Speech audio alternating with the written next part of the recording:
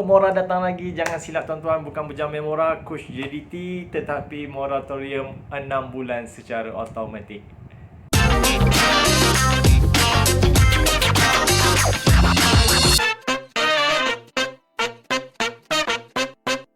Assalamualaikum dan salam sejahtera guys. Bertemu kita di channel Kaki Property. Pertama sekali saya ingin memanjatkan syukur Alhamdulillah kerana limpah kurnianya kita dapat diberikan kesihatan, diberikan kemampuan lagi untuk menjadi khalifah di muka bumi ini, walaupun sekarang ni kita sedang berhadapan dengan pandemik yang besar iaitu COVID-19 dan pelbagai ujian-ujian lain. Ya Allah. Alright. So sebelum saya teruskan dengan topik hari ini, saya nak you all tekan butang like, subscribe dan butang loceng untuk you all dapatkan update terkini di channel Kaki Property. Okay, syukur Alhamdulillah, baru-baru ni Perdana Menteri kita Tan Sri Muhyiddin Yassin telah mengumumkan 6 bulan moratorium bank untuk semua jenis pinjaman.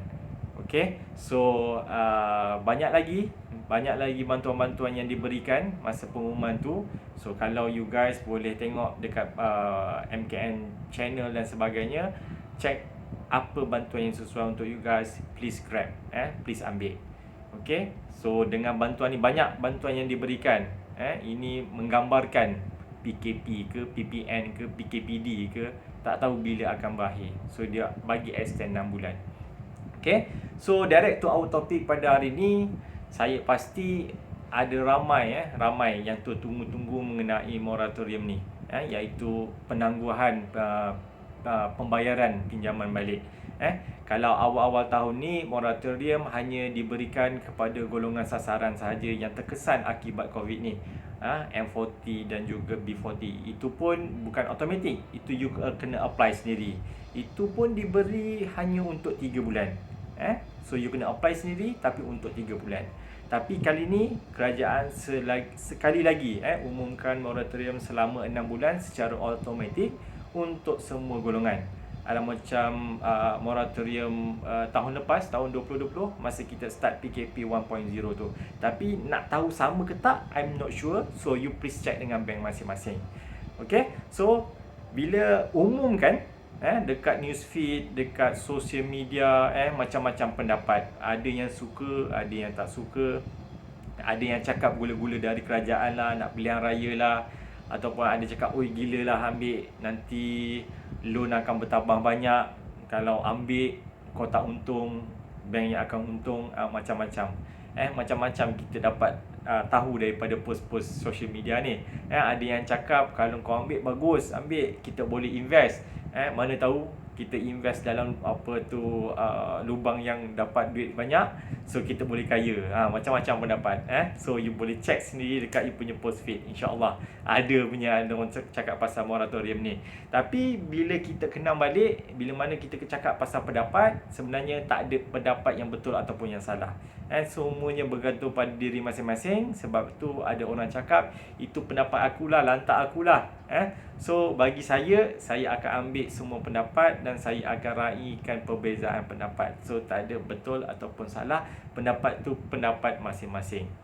Tapi kan, untuk part bank yang untung tu, memanglah bank akan untung. Pusing mana pun, bank akan untung dulu. Malah kalau kita buat loan, masa awal-awal kita buat loan dulu, diorang dah siap kira-kira lah berapa dapat untung. Mana taknya kalau kira-kira loan yang kita bayar tu sekali ganda apa yang kita pinjam. Memang cakap, oi aku pinjam 500 tapi aku kena bayar sampai 1 juta. Itu hanya pengiraan roughly lah. Tapi time moratorium ni, bank pun nak untung juga. Dia bukannya sewenang-wenangnya boleh bagi penangguhan. Daripada faedah dari penangguhan tu, faedah masih berjalan dan kita kena bayar, tapi dia beri penangguhan je. That's why kalau kita ambil moratorium ni, baki semasa pinjaman kita akan bertambah. Cuma jumlah ni tak di-compoundkan secara bulanan seperti biasa-biasa kalau kita lewat bayar pinjaman. Okay, that's why ada setengah pihak yang tak berapa suka bab ni. Tapi Tengku Zafrul ada janji dengan kita. Dia cakap 2 hari lepas tak salah. Dia cakap tiada faedah berganda dan tiada charge denda lewat. Tapi pun jangan percaya dulu. Okay, you all pergi check dengan bank masing-masing, sebab moratorium kali ini akan bermula pada 7 Julai. Okay, so you check, you tengok apa yang terms and condition, baru you ambil ataupun tak ambil. Okay, sebab itulah ada segelintir yang tak minat. Dah lah rakyat sengsara, dah lah lockdown, hilang pendapatan, and then kena juga charge interest. Sebab tu ada pihak, setengah pihak yang suruh Bank Negara Malaysia buat something lah, penangguhan secara total. Maksudnya faedah pun diberi penangguhan tanpa keuntungan kat situ. Kalau kita tengok, bukannya bank tak untung, tiap-tiap untung. Tak ada pun last year bank yang rugi sebab bagi moratorium. So apa pendapat kita? Saya yakin ada segelintir rakan-rakan kita yang memerlukan moratorium ni. Bayangkan kalau gaji kena potong separuh, komitmen masih kena bayar macam biasa tiap-tiap bulan. Oi, memang pening kepala lah. Macam mana nak cari duit bayar komitmen. Lalas denda lewat dan sebagainya, bertambah-tambah lagi komitmen. Okay, so bagi yang tak terjejas tu tak apalah.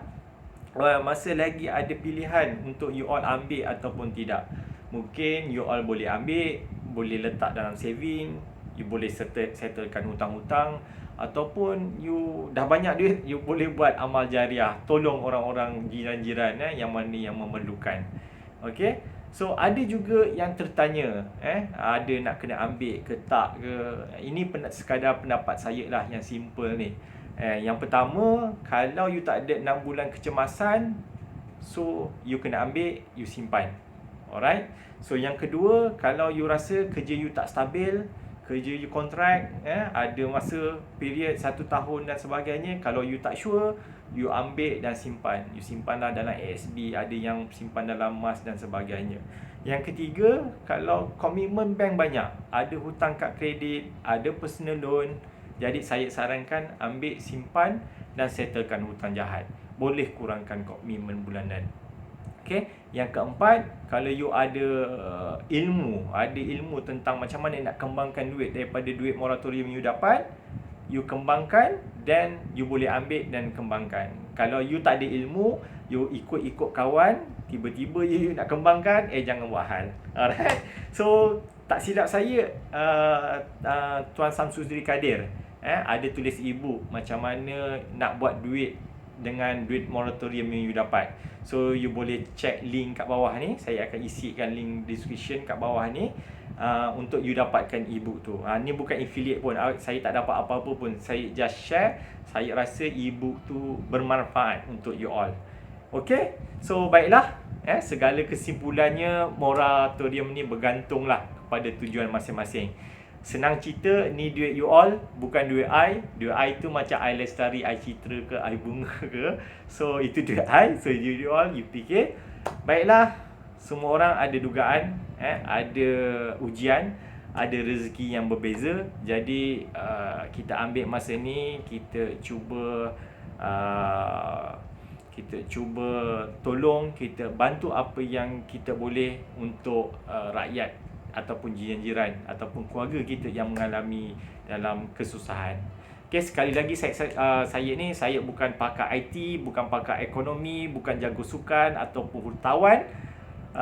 Saya sekadar rakyat mahan yang cuba memberikan sedikit pandangan tentang moratorium dan juga apa yang you perlu tahu tentang